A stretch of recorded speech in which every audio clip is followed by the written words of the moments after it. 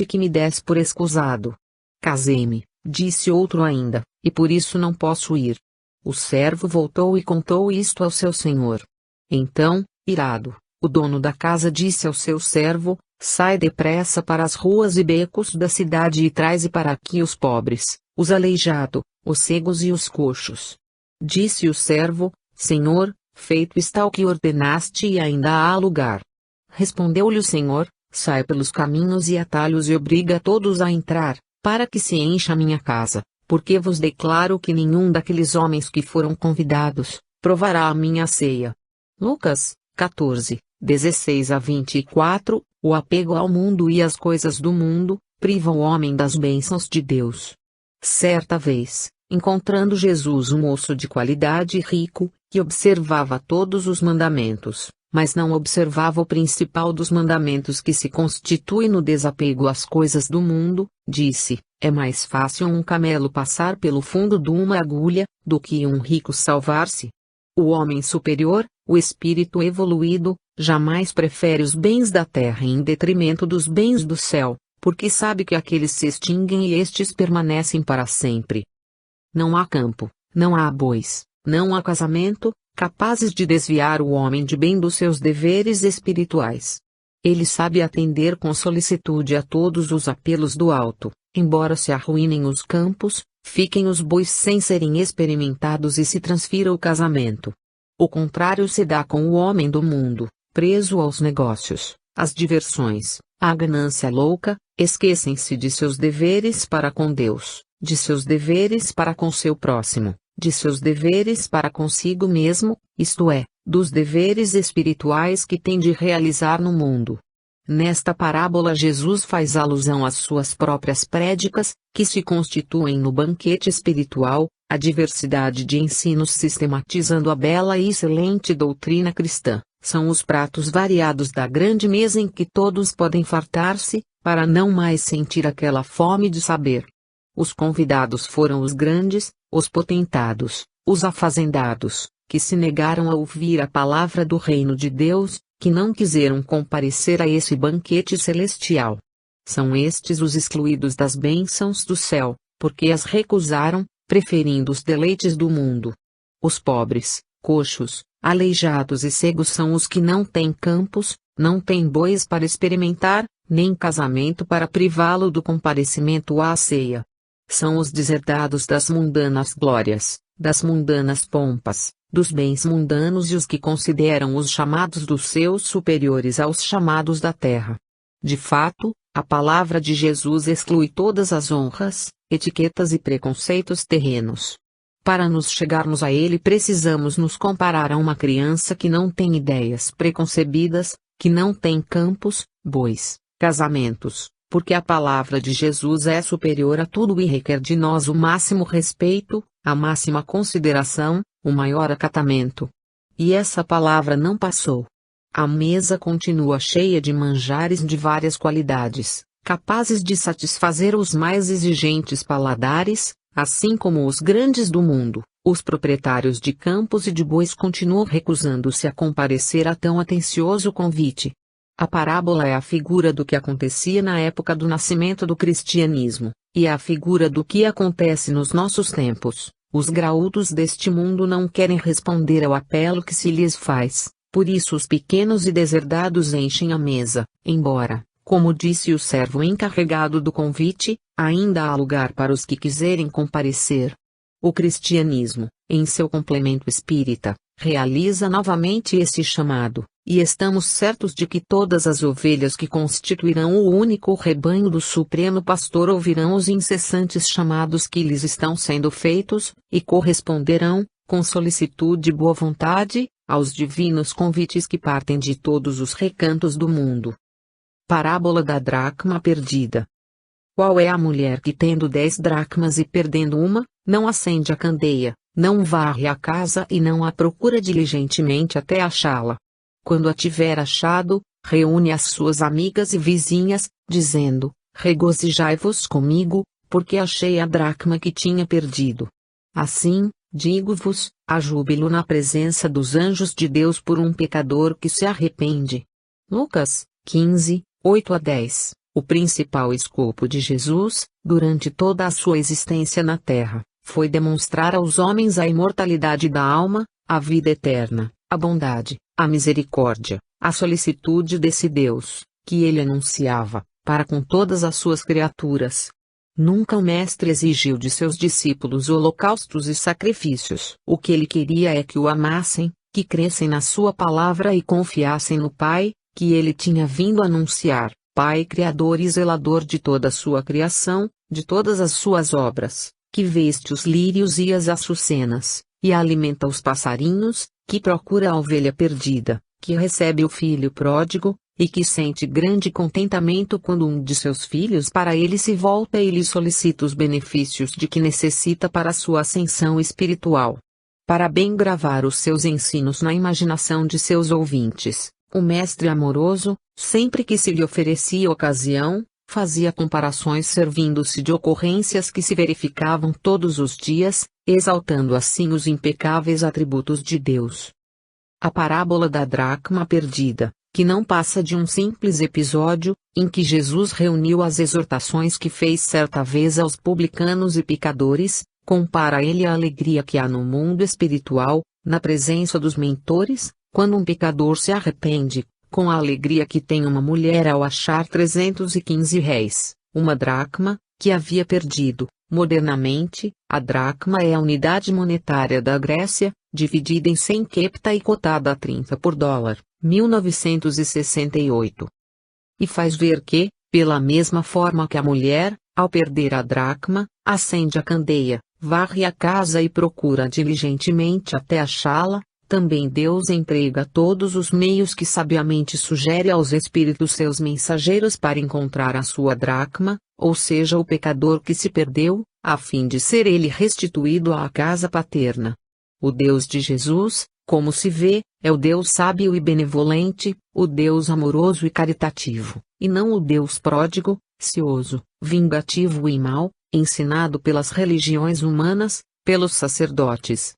É isto que quer a parábola, exaltar a bondade e o amor de Deus, que em nós desperta princípios de sabedoria, para nos aproximarmos do Supremo Senhor. Parábola do filho pródigo. Um homem tinha 2 filhos. Disse o mais moço a seu pai: Meu pai, dá-me a parte dos bens que me toca. E ele repartiu os seus haveiros entre ambos. Poucos dias depois o filho mais moço, ajuntando tudo o que era seu, partiu para um país longínquo e lá dissipou todos os seus bens, vivendo dissolutamente. Depois de ter consumido tudo, sobreveio àquele país uma grande fome e ele começou a passar necessidades. Então foi encostar-se a um dos cidadãos daquele país e este o mandou para seus campos a guardar porcos. Ali desejava ele fartar-se das alfarrobas que os porcos comiam, mas ninguém lhes dava. Caindo, porém, em si, disse: Quantos jornaleiros de meu pai têm pão com fartura e eu aqui, morrendo de fome? Levantar-me-ei, irei a meu pai e dir-lhe-ei: Pai, pequei contra o céu e diante de ti, já não sou digno de ser chamado teu filho, trata-me como um dos teus jornaleiros. E levantando-se foi a seu pai. Estando ele ainda longe, seu pai viu-o e teve compaixão dele, e, correndo, o abraçou e o beijou. Disse-lhe o filho: Pai, pequei contra o céu e diante de ti, já não sou digno de ser chamado teu filho. O pai, porém, disse aos seus servos: Trazei depressa a melhor roupa e vestilha, e ponde-lhe o anel no dedo e sandálias nos pés, trazei também um novilho cevado, matai-o, comamos e regozijemo-nos, porque este meu filho era morto e reviveu, estava perdido e se achou. E começaram a regozijar-se.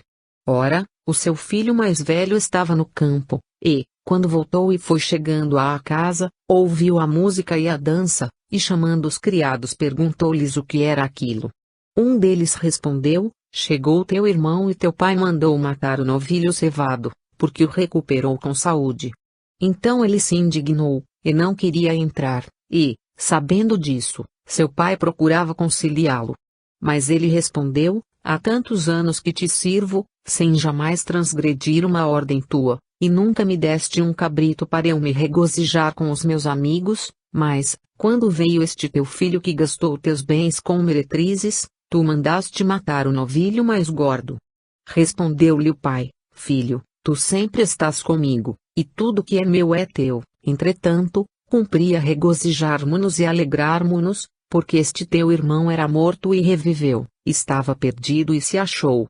Lucas 15, 11 a 32. Esta parábola imaginosa relatada pelo evangelista Lucas é a doce e melodiosa palavra de Jesus, dizendo aos homens da bondade sem limites, da caridade infinita de Deus. Ambas as individualidades que representam o filho obediente e o filho desobediente simbolizam a humanidade terrestre. O pai de ambos aqueles filhos simboliza Deus.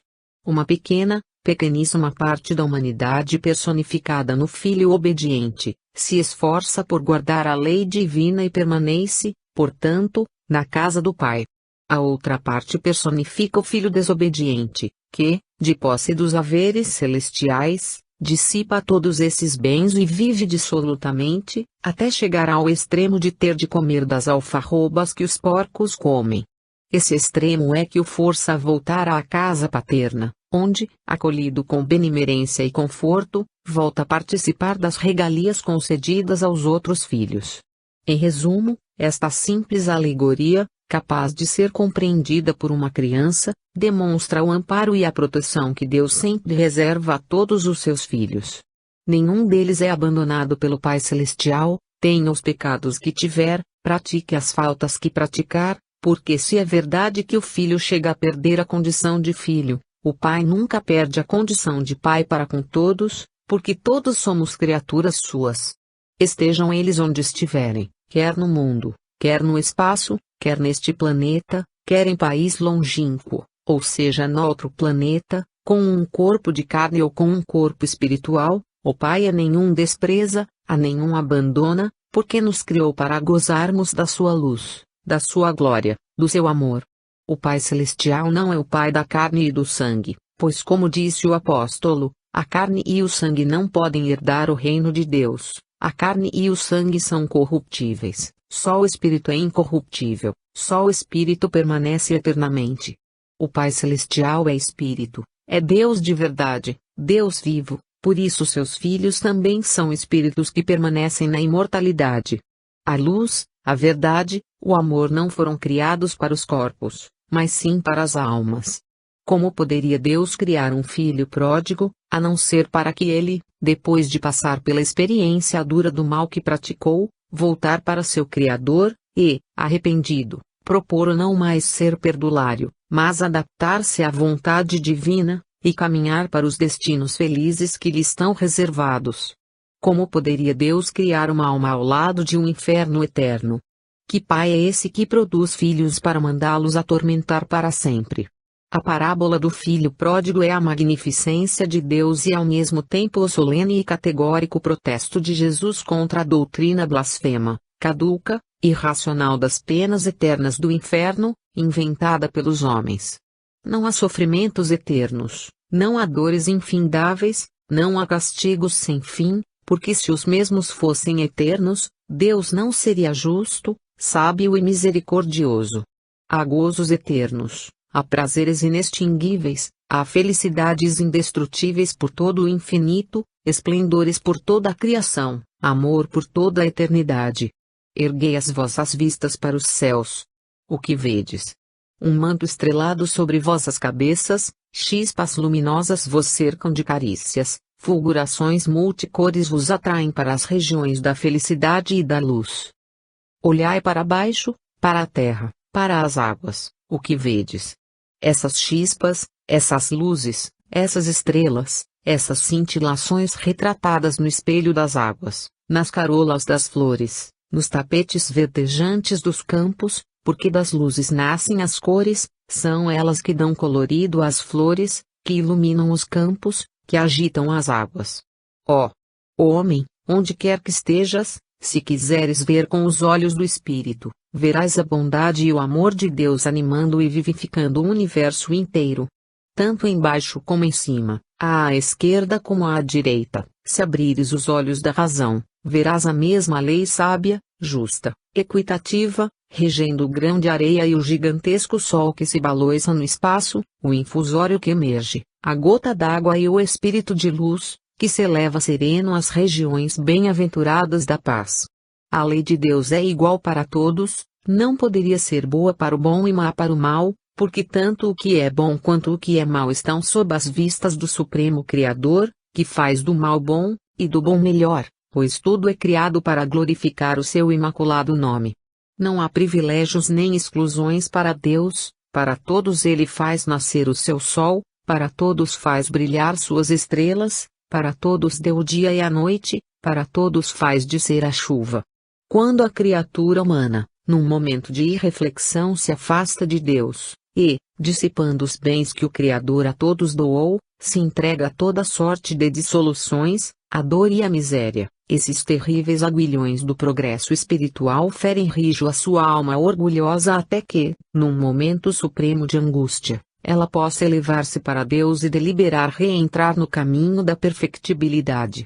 É então que, como filho pródigo, o homem transviado, tocado pelo arrependimento, volta-se para o Pai carinhoso e diz: Pai, pequei contra o céu e contra ti, já não sou digno de ser chamado teu filho. E Deus, nosso amoroso Criador, que já o havia visto em caminho para dele se aproximar e rogar, abre àquele filho as portas da regeneração e lhe faculta todas as dádivas, todos os dons necessários para esse grandioso trabalho da perfeição espiritual. Está escrito no Evangelho que houve um banquete com música e festa à chegada do filho pródigo à casa paterna. Está escrito mais, que o pai mandou ver a melhor roupa para vestir o filho que voltou, as melhores sandálias para lhes resguardar os pés e, ainda lhe colocou no dedo um belo anel. Tal foi a alegria que teve, e tal é a alegria nos céus, quando uma alma transviada, para os céus se volta. O pai está sempre pronto a receber o filho pródigo, e os céus estão sempre abertos à sua chegada. Não há falta, por maior que seja, que não se possa reparar, assim como não há nódoa, por mais fixa que pareça, que não se possa apagar. Tudo se retempera, tudo se corrige, tudo se transforma, do pequeno para o grande, do mal para o bom, das trevas para a luz, do erro para a verdade. Tudo limpa, tudo alveja, tudo reluz ao atrito do fogo sagrado do progresso, tudo se aperfeiçoa, tudo evolui, todas as almas caminham para Deus. Eis o que diz o Evangelho, mas o Evangelho de Jesus Cristo, o Evangelho do amor a Deus e ao próximo. Completando a parábola, vemos que o filho pródigo recebeu os bens, saiu de casa, esbanjou-os dissolutamente numa vida desregrada. E o que não foi pródigo, o filho obediente, por seu turno, enterrou seus bens, como aquele que enterrou o talento da parábola. O que diz o Evangelho que o filho obediente fez dos bens que possuía? Ele vivia à custa do pai, participava de todos os bens que havia em casa, e, com a chegada do irmão, ao ver a festa com que aquele foi recebido, entristeceu-se, cheio de egoísmo, de avareza, revoltou-se contra o pai. Infelizmente, é assim esta atrasada humanidade. Ela se compõe de filhos pródigos e de filhos obedientes, mas estes parecem ser ainda piores que aqueles. E tanto é verdade o que nos passa pela mente, que, ao concluir a parábola, o mestre exalta os pródigos que voltam e censura os obedientes que ficam, não só com os bens que receberam, como, também, com as paixões más de que não se querem despojar. Mas a humanidade progride, e este mundo passará à hierarquia mais elevada com a vinda de espíritos melhores, que nos orientarão para o bem e o belo, para a realização total dos nossos destinos. Parábola do administrador infiel. Disse Jesus aos discípulos: havia um homem rico, que tinha um administrador, e este lhe foi denunciado como esbanjador dos seus bens. Chamou e perguntou-lhe: que é isto que ouço dizer de ti? Dá conta da tua administração, pois já não podes mais ser meu administrador. Disse o administrador consigo: que hei de fazer, já que o meu amo me tira a administração? Não tenho forças para cavar, de mendigar tenho vergonha. Eu sei o que hei de fazer para que, quando for despedido do meu emprego, me recebam em suas casas. Tendo chamado cada um dos devedores do seu amo, perguntou ao primeiro: quanto deves ao meu amo? Respondeu ele: 100 cados de azeite. Disse-lhe então: toma a tua conta, senta-te depressa e escreve 50. Depois perguntou a outro, e tu, quanto deves? Respondeu ele, 100 coros de trigo. Disse-lhe, toma a tua conta e escreve 80. E o amo louvou o administrador iníquo, por haver procedido sabiamente, porque os filhos deste mundo são mais sábios para com a sua geração do que os filhos da luz. E eu vos digo, granjeai amigos com as riquezas da iniquidade, para que, quando estas vos faltarem, vos recebam eles nos tabernáculos eternos. Quem é fiel no pouco, também é fiel no muito, e quem é injusto no pouco, também é injusto no muito. Se, pois, não fostes fiéis nas riquezas injustas, quem vos confiará as verdadeiras? E se não fostes fiéis no alheio, quem vos dará o que é vosso? Nenhum servo pode servir a dois senhores, porque ou há de aborrecer a um e amar ao outro, ou há de unir-se a um e desprezar ao outro. Não podeis servir a Deus e às riquezas. Lucas, XVI, 1-13. O sentido oculto desta parábola visa estas duas qualidades, pelas quais se reconhece a bondade ou a maldade do homem, fidelidade e infidelidade. Fidelidade é a constância, a firmeza e a lealdade com que agimos em todos os momentos da vida, na abastança como na pobreza, nas eminências dos palácios como na humildade das choupanas, na saúde como na enfermidade, e até nos umbrais da morte como no apogeu da vida. O apóstolo Paulo, demonstrando sua lealdade, sua constância, sua fidelidade, sua firmeza de caráter, dizia: quem me separará do amor de Cristo? A fidelidade é a pedra de toque com que se prova o grau do caráter do homem. É fiel nos seus deveres? Tem forçosamente todas as qualidades exigidas ao homem de caráter: reconhecimento, gratidão, indulgência, caridade, amor, porque a verdadeira fidelidade não se manifesta com exceções ou preferências. Aquele que caminha para se aperfeiçoar em tudo, obedece à sentença de Jesus: sede perfeitos como perfeito é o vosso Pai Celestial. Pelo que se conclui, expondo a parábola, Jesus teve por fim exortar seus discípulos a se aplicarem nessa virtude, que se chama fidelidade, para que pudessem um dia representá-la condignamente, tal como se manifesta nos céus. Como tudo na natureza e como tudo que se faz mister para a perfeição, quer no plano físico ou na esfera intelectual e moral, a fidelidade vai se engrandecendo em nós à proporção que nela nos aperfeiçoamos. Não a adquirimos de uma só vez em sua plenitude, mas paulatinamente, gradativamente. E aquele que já possui em certo grau, como administrador infiel da parábola, faz jus à benevolência divina. Pelo estudo analítico da parábola vemos que o administrador foi acusado por alguém, ou por outra, foi denunciado como esbanjador dos bens de seu patrão, pelo que este resolveu chamá-lo à ordem, perguntando-lhe: o que quer dizer esta denúncia que tive de ti? Dá conta da tua administração, pois dessa forma não podes mais ser meu empregado. Pela prestação de contas verificou-se não ter havido esbanjamento, mas sim facilidade em negócios, que prejudicaram o patrão. O prejuízo constava de vendas feitas sem dinheiro e sem documentos, sem cados de azeite e sem coros de trigo. Tanto assim que, legalizadas as contas, com as letras correspondentes ao valor de 50 cados de azeite e 80 coros de trigo, o amo louvou o administrador iníquo, por haver procedido sabiamente. E salientando a seus discípulos a boa tática comercial do empregado que não só garantia a empresa que lhe fora confiada, mas também constituía um bom meio de granjear amigos, disse-lhes: granjeai amigos com as riquezas da iniquidade, para que, quando estas vos faltarem, vos recebam eles nos tabernáculos eternos. É o mesmo que dizer: auxiliai, com as vossas sobras, os que têm necessidade e sede também indulgentes para com os pecadores, não lhes imputando o mal que fazem, mas antes, ao que deve 100 cados de mal, mandai-o escrever só 50, e, ao que deve 100 coros de erros, mandai-os escrever 80, mas observai-os, que precisam trabalhar para resgatar essa dívida. Fazei como fez o administrador infiel, assim chamado pelos seus acusadores, mas que, na verdade, procedeu sabiamente, porque quem é fiel no pouco, também é fiel no muito, E quem é injusto no pouco, também é injusto no muito.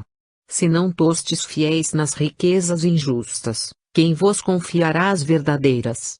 E se não fostes fiéis no alheio, quem vos dará o que é vosso? As riquezas da iniquidade são os bens materiais, dos quais não somos mais que depositários, são riquezas injustas e não são nossas, porque não prevalecem para outra vida. O que é nosso são os bens incorruptíveis, dos quais Jesus falou também a seus discípulos, para que os buscassem de preferência, porque os vermes não os estragam, a ferrugem não as consome, os ladrões não os alcançam nem a morte os subtrai. Os discípulos, como têm obrigação de fazer todos os que querem ser discípulos de Jesus, deveriam servir somente a Deus, que é o amo, não se escravizando a qualquer inconsciente endinheirado ou pseudo-sábio que lhe queira dominar a consciência. Não se pode servir a Deus e a Mamon. Conclui-se de tudo o que acabamos de ler que o título de infiel, dado ao administrador, foi mal aplicado, torcendo por completo o sentido que Jesus deu à mesma parábola. A palavra divina, pelo ser falha quando de humana interpretação, faz-se mister recorrermos às entidades superiores do espaço, para que lhe compreendamos sempre o sentido em espírito e verdade. Parábola do rico e Lázaro. Havia um homem rico, que se vestia de púrpura e de linho finíssimo, e que todos os dias se regalava esplendidamente. Havia também certo mendigo, chamado Lázaro, coberto de chagas, que estava deitado ao seu portão, desejoso de fartar-se com as migalhas que caíam da mesa do rico, mas ninguém lhes dava, e os cães vinham lamber-lhe as úlceras. Morreu o mendigo, e foi levado pelos anjos para o seio de Abraão, morreu também o rico, e foi sepultado. No Hades, estando em tormento, levantou os olhos e viu ao longe Abraão e a Lázaro no seu seio. E clamou: Pai Abraão, tem compaixão de mim. E manda a Lázaro que molhe a ponta do seu dedo, e me refresque a língua, porque estou atormentado nesta chama. Mas Abraão respondeu: Filho, lembra-te de que recebeste os teus bens na tua vida e Lázaro do mesmo modo os males, agora, porém, ele está consolado, e tu em tormentos. Demais, entre nós e vós está firmado um grande abismo, de modo que os que querem passar daqui para vós não podem, nem os de lá passar para nós. Ele replicou: Pai, eu te rogo, então, que os mandes à casa de meu pai, pois tenho 5 irmãos, para os avisar a fim de não suceder virem eles também para este lugar de tormento. Mas Abraão disse: Eles têm Moisés e os profetas, ouçam-nos. Respondeu ele: Não, pai Abraão, mas se alguém for ter com eles dentre os mortos, hão de se arrepender. Replicou-lhe Abraão: Se não ouvem a Moisés e aos profetas, tampouco se deixarão persuadir, ainda que ressuscite alguém dentre os mortos. Lucas, capitão XVI, v. 19-31. Este ensino é a proclamação da lei da caridade, cuja execução é imprescindível para todos os que se abrigam sob o seu palio santo, como também para os que fogem aos seus generosos convites. O rico e o pobre Lázaro personificam a humanidade, sempre rebelde aos ditames da luz e da verdade. O rico gozou no mundo e sofreu no espaço, o Lázaro sofreu no mundo e gozou no espaço. Este rico que se vestia de púrpura e que todos os dias se regalava esplendidamente, é o símbolo daqueles que querem tratar da vida do corpo e esquecem-se da vida da alma. São os que buscam a felicidade no comer, no beber e no vestir, são os que se entregam a todos os gozos da matéria, são os egoístas que vivem unicamente para si, os orgulhosos que, entronados nos altares das paixões vis, da vaidade, da soberba, não veem senão o que lhes pode saciar a sede de prazeres, não cultivam senão a luxúria, que mata os sentimentos afetivos e anula os dotes de coração. O rico é a personificação daqueles que são escravos do reino do mundo, que não veem mais do que o mundo, esse paraíso perdido entre os charcos da degradação moral, que avilta as almas e as atira aos infernos e antes dos vícios. Jesus falava geralmente por parábolas, e esta lição que o Mestre ofereceu há 2000 anos aos povos da Palestina, e que consta do Evangelho de Lucas como um conselho salutar e memorável, nada mais é do que uma parábola, é um ensino alegórico, representativo do que se passa no espaço, para afirmar que a nossa vida ultratumba é uma consequência justa e equitativa da nossa existência na Terra. O rico passou toda a sua vida a se fartar esplendidamente, a desprezar os pobres, a desprezar Deus, a não curar da sua lei, a dar as costas à religião, a gozar e a folgar, mas, quando morreu, não pode continuar a viver como vivia, vestindo-se de púrpura, comendo manjares, bebendo licores, porque no mundo dos espíritos não há púrpuras, não há manjares, não há licores. Ele já se havia fartado com os prazeres da terra, não podia fartar-se depois com os prazeres do céu, porque não os havia buscado, nem havia adquirido o tesouro com que se conquista as glórias celestes. Sem dinheiro, sem crédito para arranjar melhor morada, lhe foi destinado o Hades, e, segundo diz o texto, ele lá se achava, contrariado, por lhe faltarem as comodidades que tivera na terra, os gozos de que fizera o seu reino no mundo. Lázaro representa os excluídos da sociedade terrena, aqueles que, quando muito, podem chegar ao portão dos grandes templos, aqueles que não podem atravessar os umbrais dos palácios dourados, aqueles que essa sociedade corrompida do mundo despreza, amaldiçoa, cobre de labéus, crava de setas venenosas que lhes chagam o corpo todo. Os Lázaros não são esses pobres orgulhosos do mundo, que não têm muitas vezes o que comer e o que vestir, mas estão cobertos com a púrpura do orgulho. Não é essa gente que não tem dinheiro mas tem vaidade, não tem palácios, mas tem egoísmo, não tem jantares opíparos, mas tem prazeres nefastos. Não, os pobres, de que Lázaro serviu de símbolo na parábola, são os que sofrem com resignação, são os que desprezam os bens da terra, porque buscam as coisas de Deus, são aqueles que se veem usurpados daquilo que por direito lhes pertence no mundo, mas, pacientes e resignados, não se revoltam, porque creem no futuro e esperam as dádivas que lhes estão reservadas por Deus. Eles sabem, porque estudam, esperam e oram, que existe um Criador, um Pai Supremo, que lhes dará o prêmio de suas vigílias, um salário pelos seus afazeres morais, uma luz para sua orientação espiritual, e que esse prêmio, esse salário, essa luz, embora, às vezes, pareça tardar, não faltará, porque a justiça de Deus é infalível, é indefectível. É assim que morreu Lázaro, o mendigo, e foi conduzido pelos anjos ao seio de Abraão, morreu também o rico e foi posto no Hades.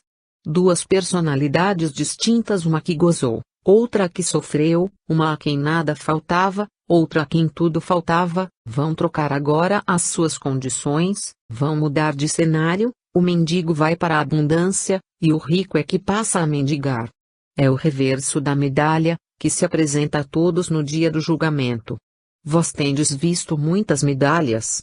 Figuremo-las numa libra esterlina, de um lado traz a figura do rei, mas, do outro, traz o seu valor real. Assim acontece também conosco. Cada um de nós é uma medalha, e como a medalha, a libra de ouro vale segundo o câmbio corrente, assim também nós valemos de acordo com o câmbio espiritual, que taxa o valor das nossas almas. Aqueles que olham só a efígie, não conhecem o valor do dinheiro, porque a efígie, o verso da medalha, traz só o retrato do rei, e a medalha não vale o rei. Assim também os que olham o homem só pelas aparências, pelo exterior, não conhecem o homem, porque o exterior do homem é a efígie da vaidade, do egoísmo e do orgulho. O que vale na medalha é o reverso, o que vale no homem é o interior, ou seja, o espírito. O rico trazia num verso o característico do rei, mas, depois que morreu, apurou-se o valor da medalha agravado no reverso, e esse valor não permitiu ao rico senão uma entrada no Hades. Ao pobre, que apurara, desde a sua existência na terra, o que estava gravado no reverso da medalha, esse sacrifício lhe deu o valor de ser levado pelos anjos ao seio de Abraão. Como é diferente o julgamento de Deus, do julgamento dos homens. Deus não se deixa levar pelo preconceito, Deus não se deixa levar pelo juízo humano. Que é o seio de Abraão. Mas continuemos a nossa análise. Que é o Hades? Que é Hades? É isto que precisamos saber para melhor compreendermos a parábola do grande mestre.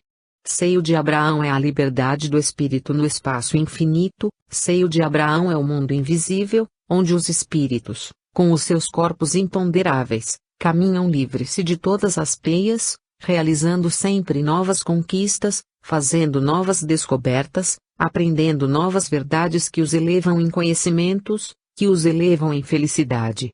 Seio de Abraão é o mundo da imortalidade, da luz e da verdade, onde quanto mais progredimos mais aprendemos, e quanto mais aprendemos mais sabemos amar nosso Deus e nosso próximo. É o mundo da fé verdadeira, que abala e transporta montanhas, faz espumar oceanos e produz ventos, mas que também dá calma e bonança a todos aqueles que, como os discípulos no mar da Galileia, batidos pelo rijo tufão, imploram o auxílio de Jesus, e, com a esperança de salvamento, ouvem as doces palavras do humilde de Nazaré soarem a seus ouvidos como uma luz a iluminar o caminho numa noite tenebrosa.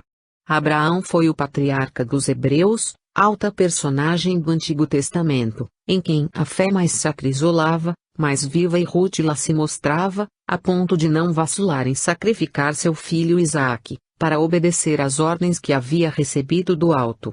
Abraão era um crente sincero na imortalidade, via o espaço semeado de espíritos, conversava com os espíritos daqueles que nós chamamos, indevidamente, mortos, vivia em relações contínuas com o mundo dos espíritos, que era o seu seio predileto, que era o seu paraíso, o seu céu, a sua delícia, a sua felicidade. Para aí é que foi Lázaro, com inteira liberdade de locomoção nos ares. Ele havia sofrido na terra, aguilhoado pela dor, na miséria, privado das delícias do mundo, mas cria num Deus supremo, que lhe concedera aquela existência de expiação e de provas, para que reparasse os males de suas vidas passadas, em que havia também descurado das coisas divinas e só tratado dos gozos efêmeros do mundo. Lázaro saudara a sua conta, ao sair da prisão corpórea, tinha pago o último ceitil de sua dívida, e reconquistara o reino da liberdade e da luz, que Deus concede a todos os que se submetem à sua lei, aos seus santos desígnios. Eis o que é o seio de Abraão, eis o painel, o quadro majestoso que Jesus desenhou aos olhos dos ouvintes da parábola com referência a Lázaro, ao mendigo, que tinha como única caridade, na terra, as carícias, os beijos dos cães, esses fiéis amigos dos homens, que vinham lamber-lhe as chagas. Continuemos a respigar o Evangelho, e do seio de Abraão passemos ao Hades. Que pensais vós que seja o Hades? Os antigos acreditavam na existência de um mundo subterrâneo, para o qual iam as almas daqueles que não foram bons na terra. O corpo ficava no sepulcro, e o espírito ia para o Hades, mundo localizado nas entranhas da terra. Daí, essas almas não poderiam sair, assim como nós, em corpo de carne, não podemos sair deste mundo. Entretanto, os espíritos que estavam no Hades viam com os olhos da alma, e sabiam, portanto, tudo o que se passava no seio de Abraão. E era justamente nisso que consistia o sofrimento deles, verem o que se passava no alto, e não poderem participar dessas regalias que só eram concedidas àqueles que, como Lázaro, haviam saldado sua conta espiritual. Por isso diz o Evangelho que o rico levantou os olhos e viu ao longe Abraão e Lázaro no seu seio, e clamou: Pai Abraão, tem compaixão de mim. E manda a Lázaro que molhe a ponta do seu dedo e me refresque a língua, porque estou atormentado nesta chama. O rico queria água. Antigamente passara vinhos e licores finos, mas no Hades pedia água. Tinha sede e essa sede não era a do corpo, não se tratava de água de rios ou de fontes, porque o corpo estava no sepulcro, e o espírito não pode beber água material. Era sede de consolação, de esperança, de perdão. Ele também já havia compreendido que a causa das suas dores era a vida dissoluta que passara no mundo e a chama viva do remorso abrasava a sua consciência. Ele queria água, essa água da vida, essa água de salvação que Jesus havia dado à mulher de Samaria. Essa água do perdão dos pecados que o rico havia cometido contra todos os que mendigam dos homens a caridade da atenção para as coisas divinas. E Abraão, o grande patriarca, que vivia feliz no mundo espiritual, dirigindo a enorme falange de espíritos que havia aumentado a sua descendência, falange de espíritos a quem guiava, e entre os quais se contava Lázaro, que era um dos seus protegidos espirituais. Abraão respondeu ao rico: Filho, lembra-te que recebeste os teus bens na tua vida, e Lázaro do mesmo modo os males. É justo, pois, que ele, agora, esteja consolado, e tu em tormentos. Acresce ainda que entre nós e vós está firmado um grande abismo, de modo que nem nós podemos viver onde vós estáis, nem vós podeis viver onde nós estamos. A vossa atmosfera nos abafa, assim como a vossa vos sufocaria. Os ares que respiramos são insuficientes para vós que estáis impregnados de matéria. Tratastes só da matéria, só do corpo, cultivastes a matéria que não vos deixa elevar e chegar até nós. Ao passo que Lázaro teve os olhos voltados para o alto, não tendo tempo senão de pagar dívidas materiais, conquistou fluidos espirituais para se elevar ao lugar em que se acha atualmente. Mas Abraão ouvia a voz do rico, e o rico ouvia a voz de Abraão. O rico no Hades via Lázaro no seio de Abraão. Todos eles se comunicavam, falavam, conversavam, porque havia necessidade de o rico ser exortado para se regenerar mais tarde, e, como Lázaro, vir novamente ao mundo pagar a sua dívida, para, como Lázaro, depois subir também ao seio de Abraão, porque também ele era filho de Abraão, e Abraão não deixaria seu filho perecer. Abraão chamou-o de filho, disse-lhe: Filho, lembra-te da tua vida e lembra-te da vida de Lázaro, querendo dizer com isto que, sem voltar à vida corporal, semelhante à de Lázaro, para sofrer as consequências do seu orgulho e do seu egoísmo, ele, o rico, não chegara ao seu seio. Foi então que o espírito do rico, agora cheio de pobreza e de sofrimento, lembrando-se de seus 5 irmãos, que faziam a mesma vida que ele fazia quando estava na terra, replicou: Pai, eu te rogo, então, que o mandes à casa de meu pai, pois tenho 5 irmãos, para os avisar, a fim de não suceder virem também eles para este lugar de tormentos. O rico, que estava no Hades, sabia muito bem, porque via que pai Abraão mandava sempre outros espíritos dar avisos aos homens da terra. Então pediu que o mandasse à casa daquele que havia sido o seu pai, porque ele tinha 5 irmãos que também faziam vida dissoluta e precisavam ficar conhecendo os tormentos que os aguardavam se continuassem assim. Mas Abraão lhe disse: Eles têm Moisés e os profetas, ouçam-nos. O que significa: Moisés conta-lhes tudo o que precisam fazer para serem felizes, e os profetas, que são médiuns, dizem-lhes, pela influência dos espíritos, o que se passa depois da morte, a fim de lhes dar instruções para que não venham, como tu, parar no Hades. Mas o rico insistiu com Abraão, e, apresentando-lhe várias razões, disse: Mas, pai Abraão, se algum dos mortos for ter com eles, e lhes falar, lhes aparecer, e eles se manifestar, hão de se arrepender. O rico desejava que seus irmãos tivessem uma manifestação positiva dos mortos, porque julgava que, por essa forma, se tornariam obedientes à lei de Deus. Mas Abraão respondeu novamente: Se eles não ouvem a Moisés e aos profetas, tampouco se deixarão persuadir, ainda que ressuscite alguém dentre os mortos. Pois se eles haviam repelido as exortações dos profetas, por quem os mortos costumavam falar, como haveriam de crer nos mortos? Para crer nos mortos era necessário crer nos profetas, porque os profetas não eram mais do que médiuns, por quem se comunicavam os espíritos dos mortos. Se eles não acreditavam nos médiuns, como haveriam de crer nos espíritos? Como poderiam os espíritos dos mortos avisá-las como o irmão queria, sem os médiuns indispensáveis para transmitir a comunicação?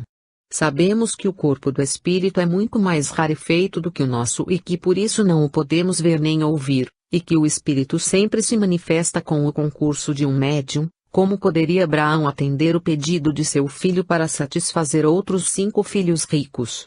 Finalmente, antes que Jesus houvesse proposto à multidão, que se achava em torno dele, a bela parábola que acabamos de estudar, havia ele dito aos fariseus, que eram avarentos: a lei de Moisés e os profetas duraram até João Batista. Desde esse tempo o evangelho do reino de Deus é anunciado, e todos à força entram nele, porém da lei de Deus não cairá um tio, não será suprimido um i. Deus dá a liberdade a todos para buscarem a sua lei, e àqueles que buscam, o Pai não dá o Espírito por medida. Está escrito: àquele que pede, recebe, o que busca, encontra, e ao que bate, se abre, porque o Pai não dá uma pedra a quem lhe pede um pão, nem uma serpente a quem lhe pedir um peixe. Mateus 7-8. Assim Deus respeita o livre-arbítrio que a cada um concedeu. Os espíritos dos mortos podem comunicar-se e se manifestam aos vivos, mas não podem obrigar os vivos, embora sejam eles ricos e grandes, a tomarem, desde já, posse da felicidade futura. E é por isso que sabemos de muitos ricos das coisas do mundo, e muitos pobres que querem enriquecer com as coisas do mundo, que, embora tenham visto e ouvido manifestações e avisos dos mortos, não se convenceram com esses avisos. Ao contrário, dizem que foi ilusão, medo, tolice e loucura. Por isso fez bem Abraão em não permitir a manifestação espírita aos 5 irmãos ricos daquele que se vestira de púrpura e se banqueteara esplendidamente todos os dias da sua existência na terra. O homem que se quer convencer pela força, há de lhe acontecer o que aconteceu à cigarra de La Fontaine, cantou a sua vida, mas depois chorou a sua morte. E há de voltar chorando na outra vida para, com justa razão, cantar na imortalidade. Parábola do servo trabalhador. E disseram os apóstolos ao Senhor: aumenta-nos a fé. E o Senhor respondeu: se tivesseis fé do tamanho de um grão de mostarda, diríeis a este sicômoro: arranca-te e transplanta-te no mar, e ele vos obedeceria. Qual de vós, tendo um servo ocupado na lavoura ou guardando o gado, lhe dirá, quando ele voltar do campo: vem já sentar-te à mesa? Antes lhe dirá: prepara-me a ceia, cinge-te e serve-me, enquanto eu como e bebo, e depois comerás tu e beberás? Porventura agradecerá ao servo, por ter este feito o que lhe havia ordenado? Assim também vós, depois de haverdes feito tudo o que vos foi ordenado, dizei: somos servos inúteis, fizemos o que devíamos fazer. Lucas 17, 7-10, era costume, antigamente, utilizar-se dos servos que trabalhavam na lavoura ou guardavam o gado, ao chegarem, à tarde, preparavam a ceia para o seu amo, serviam a mesa, e, depois, ceavam. Aquele que assim não fizesse deixaria de cumprir o seu dever, e o que assim procedia, não fazia mais que cumprir sua obrigação, porque para tal mister fora contratado e recebia seu salário. Não se jactava de assim proceder, visto o prévio ajuste que houvera entre ele e o patrão. Jesus, que se aproveitava sempre do que ocorria cotidianamente, para dar boas lições àqueles que deviam ser, mais tarde, os seus apóstolos, ao pedirem estes ao Senhor que lhes aumentasse a fé, depois de exaltar as virtudes da fé e o poder que a mesma mantém, lhes propôs a chamada parábola do servo trabalhador.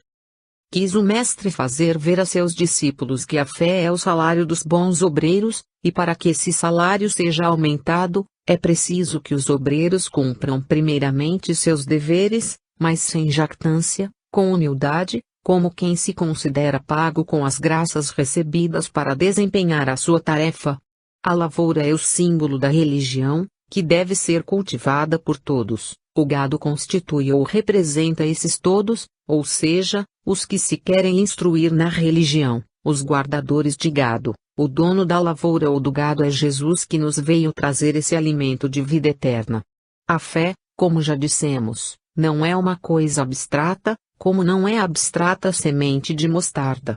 Assim como esta é alguma coisa substancial, também a fé contém tão poderosos elementos que os que a possuem chegam a operar maravilhas, como arrancar sicômoros e arrojá-las ao mar. A semente de mostarda, quando xoxa, é estéril, não dá espigas, não serve para condimento, não se presta como medicamento, enfim não tem valor algum. A fé que se acha nestas condições também não tem valor algum. E o que diremos da fé que nem mesmo aparenta a semente xoxa da mostarda? Acresce outra circunstância que observamos na parábola: os apóstolos não acreditavam nessa fé que se recebe de um jacto, como a prescrevem as igrejas, achavam que ela é suscetível de aumento, tanto que pediram a Jesus: Senhor, aumenta-nos a fé.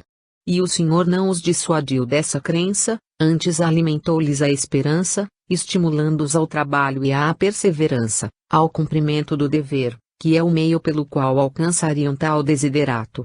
O Espiritismo, que é o Consolado R prometido por Jesus para relembrar aos homens tudo o que ele disse, explica, em espírito e verdade, a sua palavra e traz, a todos, o complemento dos ensinos cristãos, que não podiam ser dados naquela época devido ao atraso intelectual de então. O Espiritismo vem cumprir a sua missão, oferecendo aos homens a explicação sucinta da religião em suas modalidades científica e filosófica. Parábola do juiz iníquo. Propôs-lhes Jesus uma parábola para mostrar que deviam orar sempre e nunca desanimar, dizendo: havia em certa cidade um juiz, que não temia a Deus, nem respeitava os homens. Havia também naquela mesma cidade uma viúva que vinha constantemente ter com ele, dizendo: defende-me do meu adversário. Ele por algum tempo não a queria atender, mas depois disse consigo: se bem que eu não tema a Deus, nem respeite os homens, todavia como esta viúva me incomoda, julgarei a sua causa, para que ela não continue a molestar-me com as suas visitas. Ouvi, acrescentou o Senhor, o que disse este juiz injusto, e não fará Deus justiça aos seus escolhidos, que a ele clamam dia e noite, embora seja demorado a defendê-los. Digo-vos que bem depressa lhes fará justiça. Contudo, quando vier o Filho do Homem, achará, porventura, fé na terra?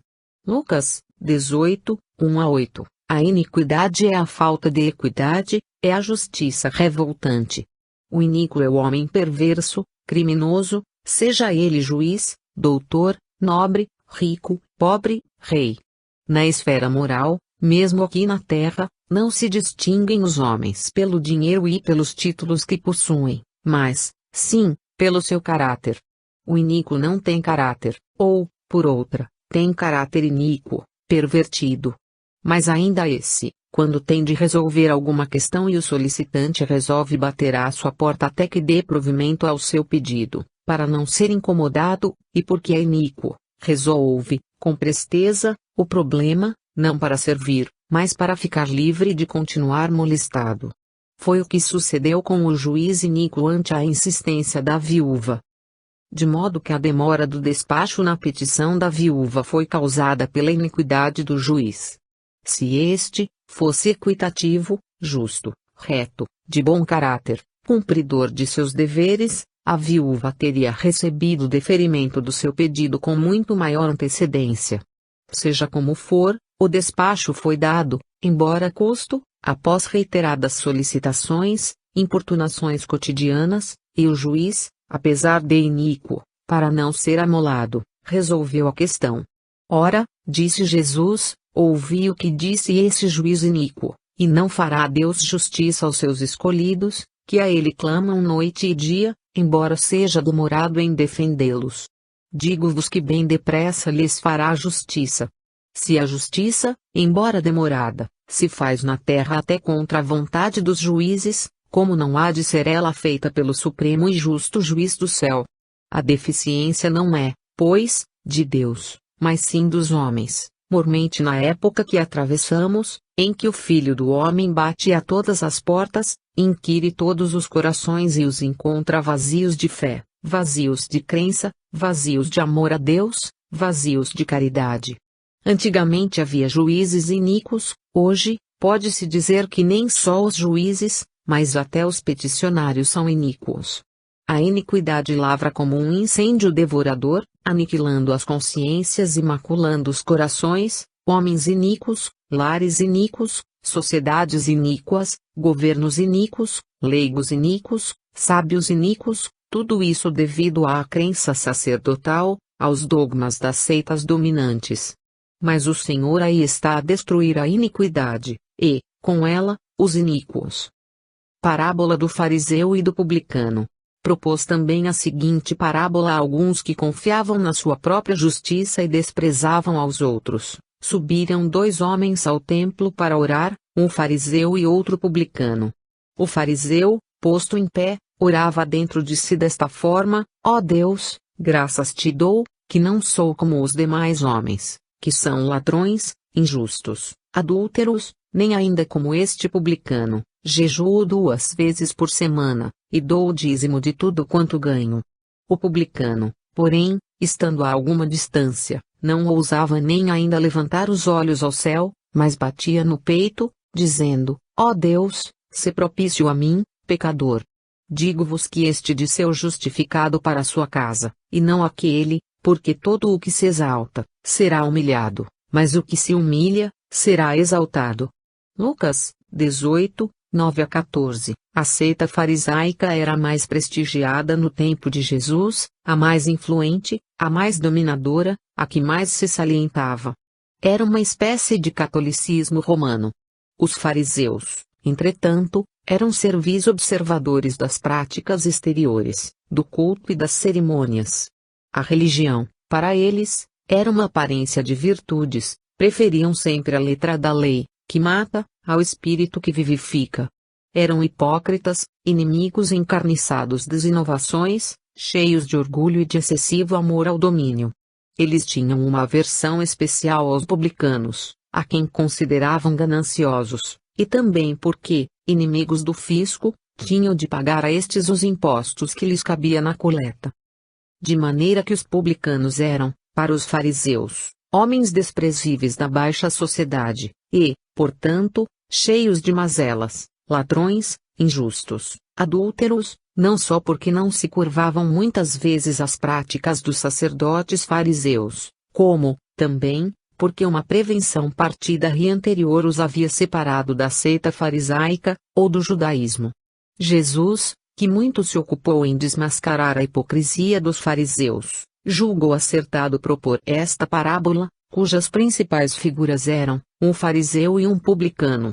Quis o mestre mostrar que o orgulho de seita, o orgulho de classe, o orgulho de família, o orgulho pessoal, finalmente, o orgulho em suas múltiplas formas, é mais prejudicial à salvação do que mesmo o publicanismo, como concebiam os fariseus.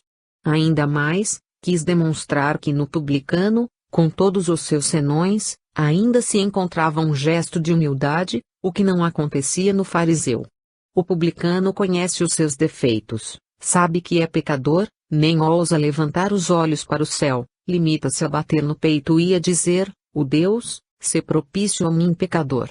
Enquanto o fariseu reconhece em si somente qualidades boas, e a sua prece é uma acusação aos outros, até o pobre publicano que lá estava rogando ao Senhor o perdão de suas faltas. O orgulho é um dragão devorador, que destrói todas as qualidades do espírito, enquanto a humildade, ao olhar de Deus, nos eleva à dignidade dos justos. Vale mais ser publicano e miserável, do que fariseu coberto de ouro e de pedras preciosas. Segunda parte. Ensinos de Jesus os apóstolos. E andando ao longo do mar da Galileia, viu dois irmãos, Simão, também chamado Pedro, e André, lançarem a rede ao mar, porque eram pescadores. E disse-lhes: "Segui-me, e eu vos farei pescadores de homens." Imediatamente eles deixaram as redes, e o seguram. Jesus, passando adiante, viu outros dois irmãos, Tiago e João, filhos de Zebedeu, que estavam na barca com seu pai, consertando as suas redes, e os chamou. Eles, logo deixando a barca e seu pai, o seguiram. Mateus 4, 18-22. Depois de reunir Jesus os seus 12 discípulos, deu-lhes poder sobre os espíritos imundos, para os expelirem, e para curarem todas as doenças e enfermidades. Ora, os nomes dos 12 apóstolos são estes: o primeiro, Simão, que também se chama Pedro, e André, seu irmão, Tiago e João, filhos de Zebedeu, Filipe e Bartolomeu, Tomé e Mateus, o publicano, Tiago, filho de Alfeu, e Tadeu, Simão, o Zelote, e Judas Iscariotes. Mateus, x. 1-4, naqueles dias retirou-se para o monte a orar, e passou a noite, orando a Deus. Depois de amanhecer, chamou os seus discípulos e escolheu 12 dentre eles, aos quais deu também o nome de apóstolos, a saber, Simão, a quem deu ainda o nome de Pedro, e André seu irmão, Tiago e João, Felipe e Bartolomeu, Mateus e Tomé, Tiago, filho de Alfeu, e Simão, chamado Zelote, Judas Iscariotes, que se tornou o traidor, e descendo com eles, parou num lugar plano onde se achava grande